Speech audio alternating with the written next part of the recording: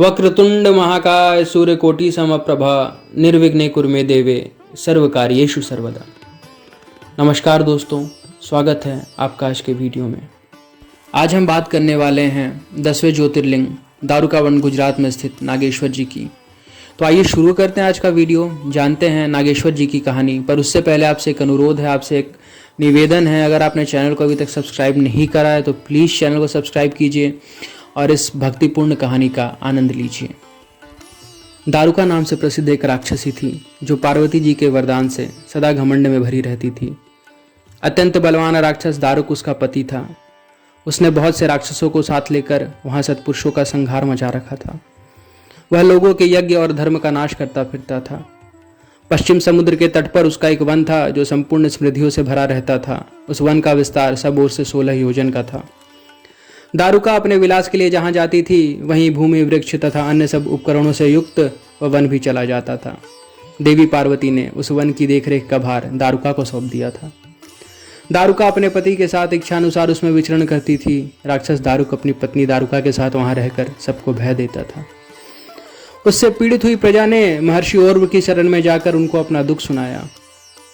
और वह ने शरणागतों की रक्षा के लिए राक्षसों को यह शाप दे दिया कि ये राक्षस यदि पृथ्वी पर प्राणियों की हिंसा या यज्ञों का विध्वंस करेंगे तो उसी समय अपने प्राणों से हाथ धो बैठेंगे।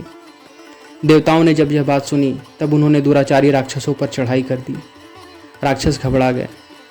यदि वे लड़ाई में देवताओं को मारते तो मुनि के शाप से स्वयं मर जाते और यदि नहीं मारते तो पराजित होकर भूखों मर जाते। उस अवस्था में राक्षसी दारुका ने कहा कि भवानी के वरदान से मैं सारे वन को जहां चाहूं वहां ले जा सकती हूं। यह कहकर वह समस्त वन को ज्यों का त्यों ले जाकर समुद्र में जा बसी। राक्षस लोग पृथ्वी पर ना रहकर जल में निर्भय रहने लगे और वहां प्राणियों को पीड़ा देने लगे। एक बार बहुत सी नावें उधर आ निकली जो मनुष्यों से भरी हुई थी। राक्षसों ने उनमें बैठे हुए सब लोगों को पकड़ लिया और बेड़ियों से बांधकर कारागार में डाल दिया। वे उन्हें बारंबार धमकियां देने लगे। उनमें सुप्रिय नाम से प्रसिद्ध एक वैश्य था जो उस दल का सरदार था। वह बड़ा सदाचारी, भस्म रुद्राक्षधारी तथा भगवान शिव का परम भक्त था। सुप्रिय शिव की पूजा किए बिना भोजन नहीं करता था। वह स्वयं तो शंकर का पूजन करता ही था, बहुत से अपने साथियों को भी उसने शिव की पूजा सिखा दी थी। फिर सब लोग नमः शिवाय मंत्र का जाप और शंकर जी का ध्यान करने लगे। सुप्रिय को भगवान शिव का दर्शन भी होता था। दारुक राक्षस को जब इस बात का पता लगा तब उसने आकर सुप्रिय को धमकाया। उसके साथी राक्षस सुप्रिय को मारने दौड़े। उन राक्षसों को आया देख सुप्रिय के नेत्र भय से कातर हो गए और वह बड़े प्रेम से शिव का चिंतन और उनके नामों का जप करने लगे। वैश्यपति ने कहा, हे देवेश्वर, हे शंकर, मेरी रक्षा कीजिए। हे कल्याणकारी त्रिलोकीनाथ, हे दुष्ट हंता भक्तवत्सल शिव, हमें इस दुष्ट से बचाइए। हे देव, अब आप ही मेरे सर्वस्व हैं। हे प्रभु, मैं आपका हूँ और आपके अधीन हूँ। आप ही सदा मेरे जीवन एवं प्राण हैं। सुप्रिय के इस प्रकार प्रार्थना करने पर भगवान शंकर एक विवर से निकल पड़े। उनके साथ ही 4 दरवाजों का एक उत्तम मंदिर भी प्रकट हो गया। उसके मध्य भाग में अद्भुत ज्योतिर्मय शिवलिंग प्रकाशित हो रहा था। उसके साथ शिव परिवार के सब लोग विद्यमान थे। सुप्रिय ने उनका दर्शन करके पूजन किया। पूजित होने पर भगवान शंभु ने प्रसन्न हो स्वयं पाशुपतास्त्र लेकर प्रधान राक्षसों, उनके सारे उपकरणों तथा सेवकों को भी तत्काल ही नष्ट कर दिया और उन दुष्ट हंता शंकर ने अपने भक्त सुप्रिय की रक्षा की। तत्पश्चात अद्भुत लीला करने वाले और लीला से ही शरीर धारण करने वाले शंभु ने उस वन को यह वर दिया कि आज से इस वन में सदा ब्राह्मण, क्षत्रिय, वैश्य और शूद्र, इन चारों वर्णों के धर्म का पालन हो। यहाँ श्रेष्ठ मुनि निवास करे और तमोगुणी राक्षस इसमें कभी ना रहें। शिव धर्म के उपदेशक, प्रचारक और प्रवर्तक लोग इसमें निवास करें। उसी समय राक्षसी दारुका ने दीन चित्त से देवी पार्वती की स्तुति की।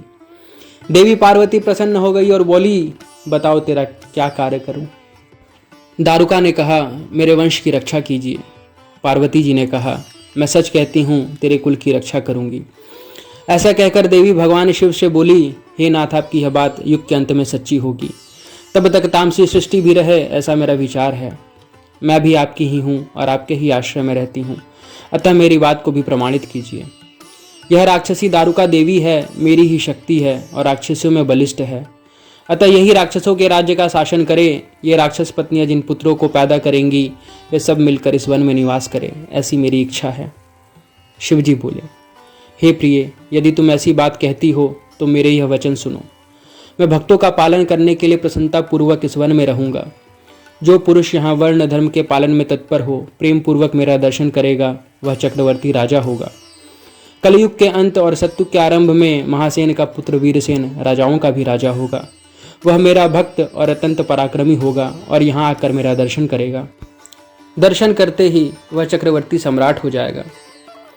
इसी प्रकार बड़ी बड़ी लीलाएं करने वाले वे दंपत्ति परस्पर हास्ययुक्त वार्तालाप करके स्वयं वहीं स्थित हो गए। ज्योतिर्लिंग स्वरूप महादेव जी वहां नागेश्वर कहलाए और शिवा देवी नागेश्वरी के नाम से विख्यात हुई। वे दोनों ही सतपुरुषों को प्रिय हैं। इस प्रकार ज्योतियों के स्वामी नागेश्वर नामक महादेव जी ज्योतिर्लिंग के रूप में प्रकट हुए।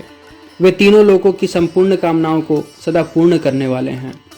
जो व्यक्ति प्रतिदिन आदर पूर्वक नागेश्वर के प्रादुर्भाव का यह प्रसंग सुनता है, वह बुद्धिमान मानव महापातकों का नाश करने वाला संपूर्ण मनोरथों को प्राप्त कर लेता है। तो दोस्तों, ये थी कहानी दारुका वन गुजरात में स्थित 10वें ज्योतिर्लिंग नागेश्वर जी की। अगली वीडियो में मैं फिर आपके साथ हूँगा 11वें ज्योतिर्लिंग रामेश्वरम तमिलनाडु में स्थित रामनाथ स्वामी जी की कहानी को लेकर।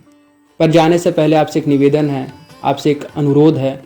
अगर आपको आज का वीडियो पसंद आया हो, अगर आपको आज की कहानी पसंद आई हो, अगर आपको मेरा काम पसंद आया हो, तो प्लीज़ चैनल को सब्सक्राइब कीजिए, वीडियो को लाइक कीजिए और इस कहानी को ढेर से ढेर लोगों तक पहुंचाइए। वीडियो को शेयर करना ना भूलें। धन्यवाद।